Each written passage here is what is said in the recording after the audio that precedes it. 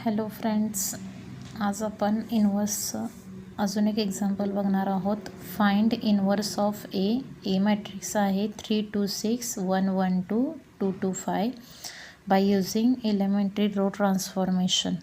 या ठिकाणी पहिल्यांदा आपण गिवन मॅट्रिक्स लिहिलेला आहे. ए मॅट्रिक्स आहे 3 2 6 1 1 2 2 2 5.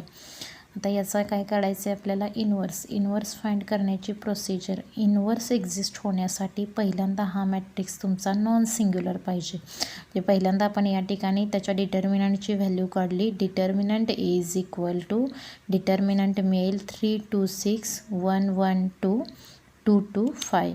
Expansion of this determinant is equal to 3 in bracket 5 - 4 -2 in bracket 5 - 4 plus 6 in bracket 2 - 2 is equal to 3 in bracket, या दोघांची वजाबाकी येईल 1 -2 in bracket 1 plus 6 in bracket 0 is equal to 3 - 2 is equal to काय मिळाला 1. म्हणजे determinant एची value not equal to 0 आली. म्हणजे ए हा काय आहे? नॉन सिंग्युलर मॅट्रिक्स आहे. म्हणजे याचा इन्व्हर्स काय होतोय? एक्झिस्ट होतोय. आता हा इन्व्हर्स आपल्याला एलिमेंटरी रो ट्रान्सफॉर्मेशनने फाइंड करायचं आहे. त्यासाठी मी या ठिकाणी स्टार्टिंग इक्वेशन लिहिलेलं आहे. A into A inverse is equal to I. A हा तुमचा गिवन मॅट्रिक्स आहे. आयडेंटिटी मॅट्रिक्स एच्या सेम ऑर्डरचा घ्यायचा आहे. ए इन्व्हर्स आपल्याला फाइंड करायचं आहे. ए मॅट्रिक्स लिहिला 3 2 6 1 1 2 2 2 5. त्याच्यानंतर याच ऑर्डरचा आयडेंटिटी मॅट्रिक्स या ठिकाणी घेतलेला आहे 1 0 0 0 1 0 0 0 1. आता रो ट्रान्सफॉर्मेशननी इन्व्हर्स काढण्यासाठी हा जो गिवन मॅट्रिक्स आहे याच्यावरती आपल्याला सुटेबल रो ट्रान्सफॉर्मेशन करून याचं रिडक्शन हे कशात करायचं आहे? आयडेंटिटी. मग या ठिकाणी पहिल्यांदा आपण आयडेंटिटीमध्ये रिडक्शन करण्यासाठी बघा, हा जो काही मॅट्रिक्स लिहिलेला आहे याच्यामध्ये पहिल्यांदा रो ट्रान्सफॉर्मेशन करताना सांगितलेलं आहे की कॉलम चेंजेस करायचे. म्हणजे मला पहिल्यांदा पहिली कॉलम ही 1 0 0 करायची. आता ही 1 करण्यासाठी बघा, हा इलेमेंट A1 1 करण्यासाठी सुटेबल रो ट्रान्सफॉर्मेशन यूज केलं. या दोन रो जर आपण इंटरचेंज केल्या तर हा इलेमेंट तुमचा काय होईल? 1 होईल. म्हणजे या ठिकाणी मी पहिलं ट्रान्सफॉर्मेशन यूज केलेलं आहे R1 इंटरचेंज R2. म्हणजे पहिली आणि दुसरी रो काय केली? इंटरचेंज केली. तुमची दुसरी रो मी पहिल्या ठिकाणी ठेवली 1 1 2 आणि पहिली रो दुसऱ्या ठिकाणी ठेवली 3 2 6. तिसरी रो तुमची ॲज इट इज असेल 2 2 5. A inverse as it is equal to तेच ट्रान्सफॉर्मेशन आयडेंटिटीवर केलं. दुसरी रो पहिल्या ठिकाणी ठेवली 0 1 0. पहिली रो दुसऱ्या ठिकाणी ठेवली 1 0 0. देन तिसरी रो ॲज इट इज असेल 0 0 1. आता त्याच्यानंतर A1 1 केल्यानंतर आपल्याला हा आणि हा इलेमेंट काय करायचा आहे? 0 करायचा आहे. आणि तो 0 करण्यासाठी R2 चेंज R2 मायनस काय केला? 3 टाइम्स R1 केला आणि R3 change R3 minus 2 times R1 केला. याच्यातून हिरो आणि याच्यातून हिरो 2 टाइम्स वजा केले की हे दोन्ही इलेमेंट काय झाले? 0 झाले.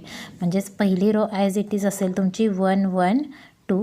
दुसऱ्या रोतून पहिली रो 3 टाइम्स वजा केली म्हणजे 3 - 3 0 मिळाला. 2 - 3 -1 मिळाला. 6 - 6 0 झाला. याच्यातून हिरो 2 टाइम्स वजा केली 2 - 2 0 मिळाला. 2 - 2 0 मिळाला. 5 - 4 1 झाला. A inverse as it is equal to पहिली रो आहे तशी असेल तुमची 0 1 0. दुसऱ्या रोतून हिरो 3 टाइम्स वजा केली 1 - 0 1 आला. 0 - 3 टाइम्स 1 -3 0 - 0 0 झाला. 2 टाइम्स हिरो वजा केली यात रोतून 0 - 0 0 आला. 0 - 2 टाइम्स 1 -2 1 - 2 टाइम्स 0 1 आला. त्याच्यानंतर पहिल्यांदा आपण पहिली कॉलम 1 0 0 केली. आता आपल्याला दुसरी कॉलम ही 0 1 0 करायची आणि ती 0 1 0 करण्यासाठी पहिल्यांदा A to 2 हा तुम्हाला काय करायचा आहे? 1 करायचं आहे. आता -1ला जर मी मायनस साईननी मल्टिप्लाय केलं तर हा इलेमेंट काय होईल? 1 होईल. पण रो तुमची कुठली बदलेल? दुसरी. म्हणजे आपण दुसरी रो चेंज केलेली आहे बाय R2 चेंज -R2. दुसऱ्या रोला वजा साईनने जर मल्टिप्लाय केलं, पहिली रो असेल तुमची 1 1 2, तिसरी रो आहे तशीच लिहिली 0 0 1 आणि सेकंड रोला मायनस साईनने मल्टिप्लाय केलं 0 1 0. सेम ट्रान्सफॉर्मेशन इथंही ॲप्लाय केलं या मॅट्रिक्सवर. पहिली आणि तिसरी रो आहे तशीच ठेवली आपण 0 1 0 0 -2 1.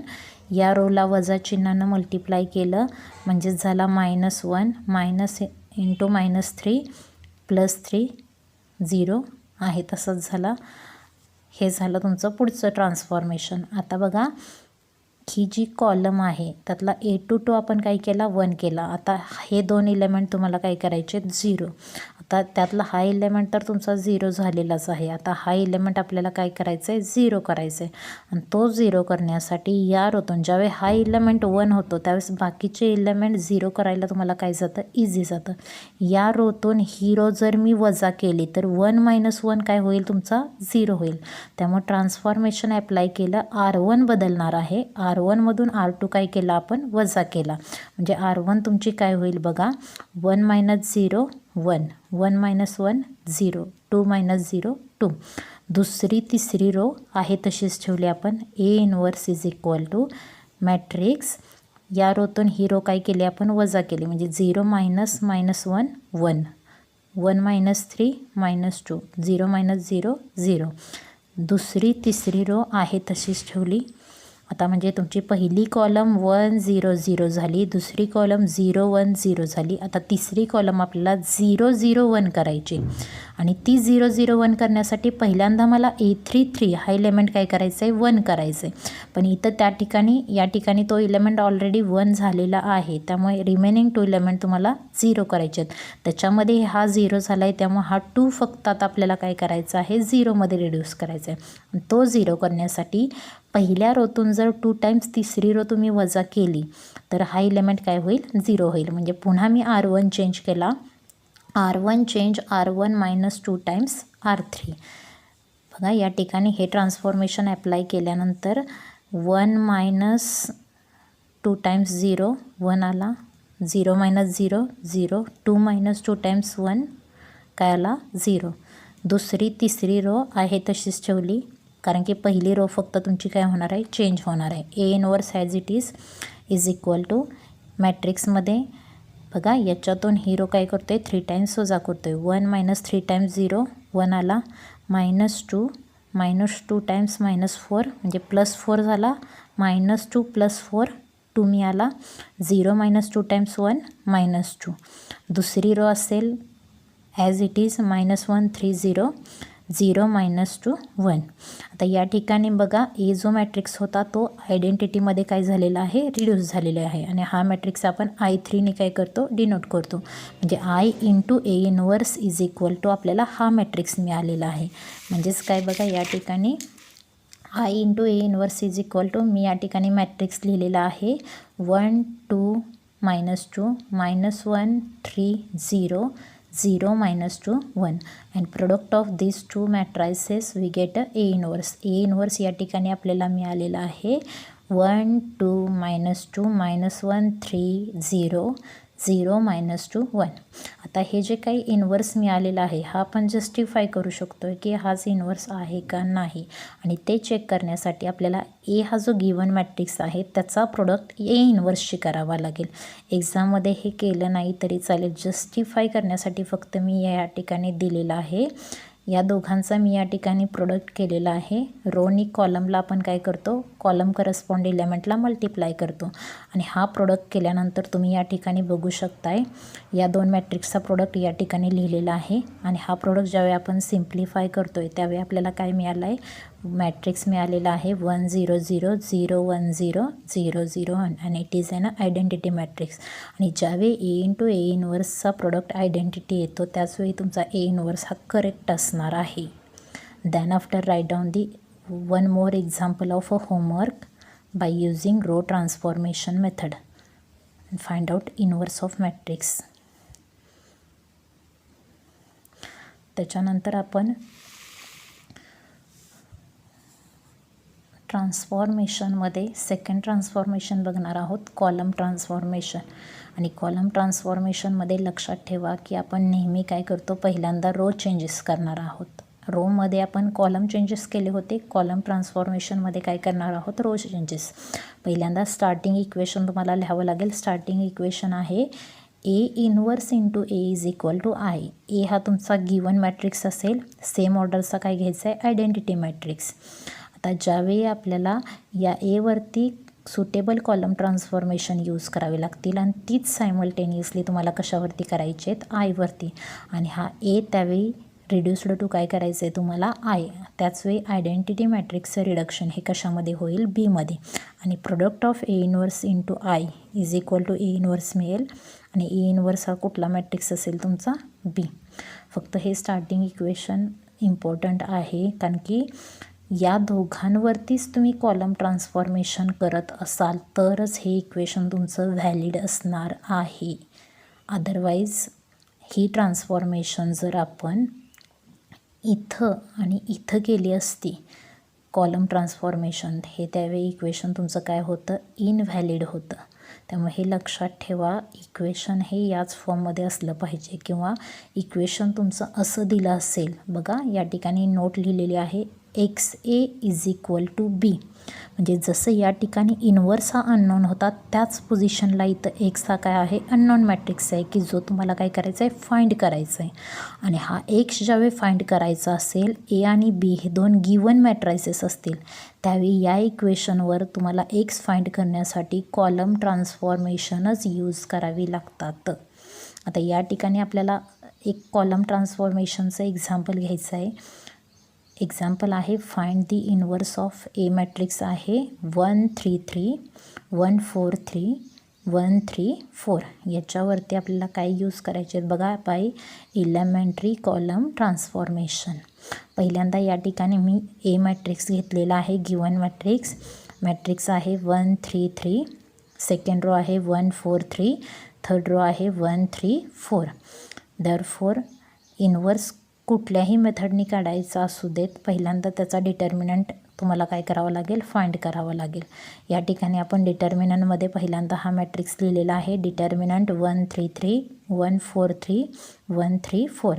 आता याचं जर एक्सपान्शन केलं तर ते एक्सपान्शन तुमचं या फॉर्ममध्ये येईल, 1 in bracket 16 - 9 -3 in bracket 4 - 3 plus 3 in bracket 3 - 4. Simplify केल्यानंतर 1 × 7 - 3 × 1 प्लस 3 × -1.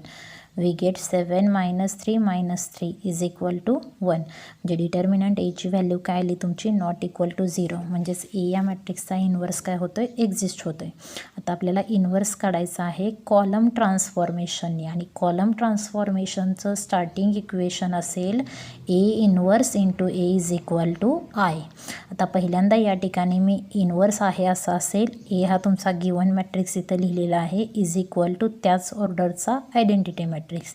आता बघा, रो ट्रान्सफॉर्मेशनमध्ये आपण काय केलं होतं, कॉलम चेंजेस केले होते. पण कॉलम ट्रान्सफॉर्मेशनमध्ये आपल्याला काय करायचे आहे, तर रो चेंजेस. म्हणजे मला पहिल्यांदा पहिली रो 1 0 0 करायचे, त्याच्यानंतर दुसरी रो 0 1 0 करायचे, आणि त्याच्यानंतर तिसरी रो ही 0 0 1 करायचे. आता हे करताना पहिल्यांदा मला इथंही A1 1 हा काय करावा लागणार आहे, 1. पण तो 1 आहे, त्यामुळं दुसरी स्टेप असेल, हे दोन इलेमेंट आता काय करावे लागतील आपल्याला, 0 बाय युजिंग कॉलम ट्रान्सफॉर्मेशन. मग त्या ठिकाणी या ठिकाणी काय केलं बघा, पहिलं ऑपरेशन, हा इलेमेंट आहे दुसऱ्या रोमध्ये, या रोतून दुसऱ्या रोतून जर 3 टाइम्स पहिली रो जर वजा केली तर हा इलेमेंट काय होईल, 0. आणि तिसऱ्या रोतूनही पहिली रो 3 टाइम्स वजा केली तरी हा इलेमेंट काय होईल, 0 होईल. म्हणजे या ठिकाणी ट्रान्सफॉर्मेशन अप्लाय केलं, C2 change C2 - 3 times C1 and C3 change C3 - 3 times C1. We get a matrix. बघा, A inverse as it is लिहिला, हा मॅट्रिक्स असेल. पहिली कॉलम तर आहे तशीच ठेवली आपण, 1 1 1. दुसऱ्या कॉलममधून 3 टाइम्स पहिली कॉलम जर वजा केली तर बघा, याच्यातून ही 3 टाइम्स वजा केली तर 3 - 3 0, 4 - 3 1, 3 - 3 0 मिळाला. आता तिसऱ्या कॉलममधून 3 टाइम्स पहिली कॉलम जर वजा केली तर 3 - 3 0, 3 - 3 0, 4 - 3 1 मिळाला इज इक्वल टू या मॅट्रिक्समध्ये पहिली कॉलम आहे तशीच ठेवली आपण 1 0 0.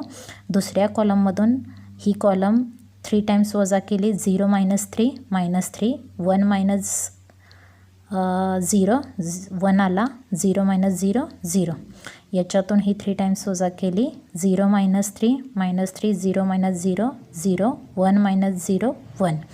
आता बघा पहिल्यांदा मी पहिली रो तर 1 0 0 केली. आता माझं दुसरी स्टेप आहे ही रो मला 0 1 0 करायची आणि ती 0 1 0 करताना पहिल्यांदा A to तुम्हाला 1 करावा लागेल. हा 1 आहे. आता हे दोन एलिमेंट आपल्याला 0 करायचे आहेत पण त्यातलाही एक एलिमेंट तुमचा 0 झालेला आहे. त्यामुळे आपली फक्त एक स्टेप करावी लागेल आपल्याला हा एलिमेंट 0 करायचा आहे. आणि हा 0 करण्यासाठी या कॉलममधून म्हणजे ही पहिली कॉलम आहे पहिल्या कॉलममधून जर का मी दुसरी कॉलम वजा केली तर हा 1 - 1 एलिमेंट काय होईल 0. म्हणजे ट्रान्सफॉर्मेशन ॲप्लाय केलं by C1 change C1 - C2 we get A inverse as it is. या दोन कॉलमची वजाबाकी बघा 1 - 0 1 1 - 1 0 1 - 0 1. Second third column as it is ठेवली इज इक्वल टू हेच ट्रान्सफॉर्मेशन या मॅट्रिक्सवरती केलं 1 - -3 4 मिळाला 0 - 1 -1 0 - 0 0. दुसरी तिसरी कॉलम ॲज इट इज ठेवली. आता या ठिकाणी बघा पहिली कॉलम तुमची पहिली रो 1 0 0 झाली. दुसरी रोसुद्धा 0 1 0 झाली. आता तिसरी रो आपल्याला 0 0 1 करायचे पण हा एलिमेंट पहिल्यांदा 1 करावा लागतो. हा 1 आहे त्यामुळे हे दोन एलिमेंट तुम्हाला 0 करायचे आहेत. त्यातही हा एलिमेंट 0 झालेला आहे त्यामुळे आपली एकच ट्रान्सफॉर्मेशन करायचं आहे की ज्याने हा एलिमेंट तुमचा काय झाला पाहिजे 0. आता हा एलिमेंट बघितलं तर पहिल्या कॉलममध्ये आहे म्हणजे पहिल्या कॉलममधून जर तिसरी कॉलम वजा केली बघा हे एलिमेंट्सही या ठिकाणी वजा केल्यानंतर चेंज होत नाहीत ते आहे तसेच राहत आहेत. त्यामुळे 1 - 1 केला हा काय होईल 0. म्हणजे ट्रान्सफॉर्मेशन पुढचं तुम्हाला यूज करावं लागेल C1 change C1 - C3 A inverse we get a matrix. याच्यातून तिसरी कॉलम जर वजा केली तर बघा 1 0 0 एलिमेंट झाले हे 0 1 0 as it is 0 0 1 as it is equal to तिसरी कॉलम पहिल्या कॉलममधून वजा केली तर ती पहिली कॉलम तुमची चेंज होईल 7 - 1 -1. Second third column as it is -3 1 0 -3 0 1. Therefore हा जो A मॅट्रिक्स आहे तो कशामध्ये कन्वर्ट झाला आहे बघा आयडेंटिटीमध्ये म्हणजेच A inverse into I is equal to we get a matrix 7 - 3 -3 -1 1 0 -1 0 1. Therefore A inverse is equal to matrix मिळालेला आहे आपल्याला 7 - 3 -3 -1 1 0 -1 0 1. Then write down the example of homework.